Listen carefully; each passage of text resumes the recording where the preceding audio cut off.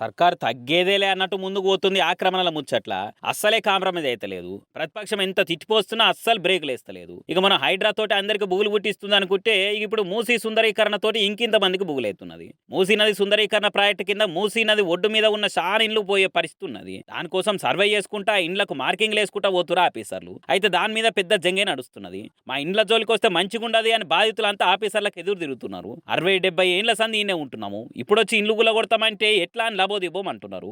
ఒక ఆయనైతే పాపం భార్య నిండు గర్భిణి ఉన్నది, ఇల్లు గుల కొడితే నేనేడ పోయేది అని గ్యాస్ నుండి పోసుకున్నాడు. ఇంకో అమ్మ అయితే 3 ఆడపిల్లలు ఉన్నారు. నాకున్న ఆధారం ఇల్లే, దాన్నే లేకుండా చేస్తే వాళ్ళని పట్టుకొని నేను ఏడికి పోవాలి అని మస్తు ఏడవ పట్టింది పాపము.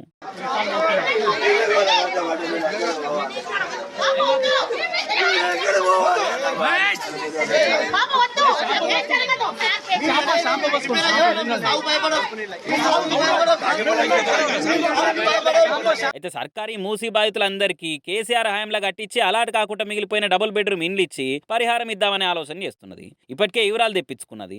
1,00,000 మీదనే హైదరాబాద్ చుట్టూ డబుల్ బెడ్రూమ్లు ఉన్నాయని లెక్క తెలిసిరు ఆఫీసర్లు. ఏం తక్కువ 10,000 కోట్లతో అప్పటి సర్కారు వీటిని కట్టించింది.